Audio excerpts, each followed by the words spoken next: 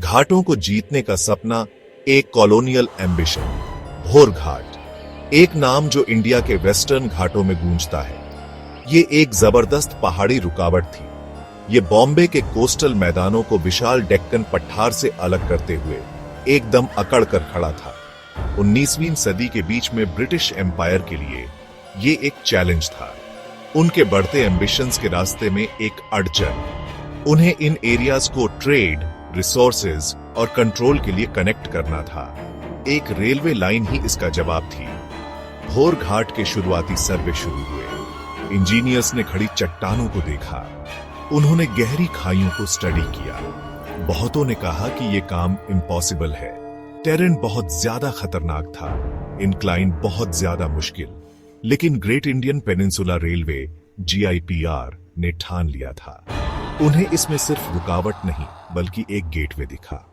अगर वो इन घाटों को जीत लेते तो इंडिया खुल जाता। ये विजन ज्यादातर एक ही आदमी का था, जेम्स जॉन बर्कले। उनका प्लान बहुत ही डेयरिंग था। वर्कर्स के लिए दूर दूर तक बुलावा भेजा गया। भोर घाट रेलवे लाइन का कंस्ट्रक्शन शुरू हो चुका था। लेबरर्स की एक बहुत बड़ी आर्मी जमा हो गई। आदमी और कभी कभी औरतें और बच्चे भी दूर दूर के गांवों से आए। वो गरीबी के मारे आए थे, वो एक लाइवलीहुड की तलाश में थे। बहुत से लोग दिल में होप लेकर आए थे, एक बेहतर फ्यूचर की होप। उन्हें जरा भी अंदाजा नहीं था कि आगे कितने बड़े डेंजर्स उनका इंतजार कर रहे हैं। वो खतरनाक माउंटेन्स देख रहे थे। उनकी सदियों पुरानी चुप्पी जल्द ही डायनामाइट और इंसानी मेहनत से टूटने वाली थी। टेरेन खुद एक दुश्मन था। खड़ी लगभग वर्टिकल चढ़ाइयों ने हर कदम पर चैलेंज किया।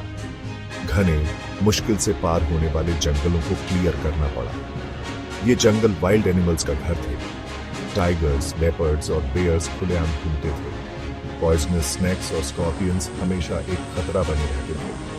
वेदर ने उनकी तकलीफें और बढ़ा दी। मॉनसून सीजन में जोरदार बारिश होती थी। महीनों तक बारिश रुकने का नाम नहीं लेती थी। इससे अक्सर भयानक लैंडस्लाइड्स होते थे। काम अक्सर पूरी तरह रुक जाता था। प्रोग्रेस बहुत ही दर्दनाक तरीके से धीरे धीरे आगे बढ़ रही थी, इंच दर इंच। भोर घाट लाइन पर एक वर्कर की डेली लाइफ बहुत ज्यादा मुश्किलों भरी थी। वो गंदे टेम्परी कैंपों में रहते थे। ये अक्सर पहाड़ पर बनी कमजोर सी झोपड़ियां होती थीं, जिनमें भेड़ बकरियों की तरह लोग भरे होते थे। वो ना तो मौसम की मार से बचा पाती थी, ना ही उन बीमारियों से जो उन्हें सताती थी। फूड अक्सर कम होता था और उसकी क्वालिटी भी खराब होती थी। उनकी तनख्वाह बहुत ही कम थी, बस जैसे तैसे गुजारा हो पाता था। फिर भी वो मेहनत करते रहे। अपने पीछे छोड़े परिवारों को सपोर्ट करने की जरूरत उन्हें खींच रही थी। ऐसे परिवार जिन्हें शायद वो दोबारा कभी ना देख पाते। 25 टनल्स खोदने का काम खास तौर पर बहुत खतरनाक था। ये टनल्स अंधेरी, दम घोंटने वाली थी और उनमें हवा भी ठीक से नहीं आती थी। अंदर की हवा रॉक डस्ट से भरी रहती थी। डायनामाइट का हर ब्लास्ट पहाड़ के साथ साथ अंदर काम कर रहे आदमियों के दिलों को भी दहला देता था।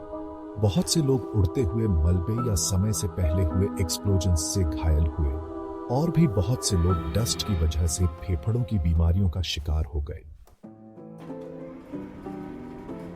7 साल की कड़ी और लगातार मेहनत के बाद 7 साल जिनमें ट्रेजेडी भी थी और जीत भी। भोर घाट रेलवे इंक्लाइन आखिरकार 1863 में कंप्लीट हुई। इसे उस जमाने का एक इंजीनियरिंग मार्वल कहा गया, एक शानदार अचीवमेंट। ये इंसानी हिम्मत और लगन का एक जबरदस्त सबूत था। लेकिन ये इस बात का भी एक कड़वा सच था कि इसमें कितनी बड़ी इंसानी कीमत चुकानी पड़ी थी। 21 अप्रैल 1863 को झंडों से सजी पहली ट्रेन जीत के साथ उस खड़ी चढ़ाई पर छुक छुक करती हुई चढ़ी। एक नए युग की शुरुआत हो चुकी थी। भोर घाट रेलवे का इंपैक्ट फौरन और बहुत गहरा हुआ। इसने इस पूरे रीजन को बदल दिया। ट्रेड और कॉमर्स खूब बढ़ा क्योंकि बॉम्बे का पोर्ट अब सीधे अंदरूनी इलाकों से कनेक्ट हो गया था। कॉटन और दूसरा सामान तेजी से और एफिशिएंटली ट्रांसपोर्ट किया जा सकता था।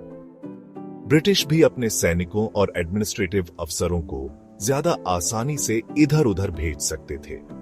इससे डेक्कन पर उनकी स्ट्रेटेजिक पकड़ और मजबूत हो गई। रेलवे लाइन ने लैंडस्केप को बदल दिया, इसने इकोनॉमी को बदल दिया, इसने बेशक अनगिनत जिंदगियों को बदल दिया, अच्छे के लिए या बुरे के लिए। लेकिन इंजीनियरिंग की कामयाबी और इंपीरियल प्रोग्रेस के इन जश्न के बीच उन बिल्डर्स का क्या? वो हजारों लाखों इंडियन लेबरर्स, उनके इतने जरूरी कंट्रीब्यूशन को अक्सर नजरअंदाज कर दिया गया। ऑफिशियल रिकॉर्ड्स में बस एक छोटी सी टिप्पणी बनाकर छोड़ दिया गया।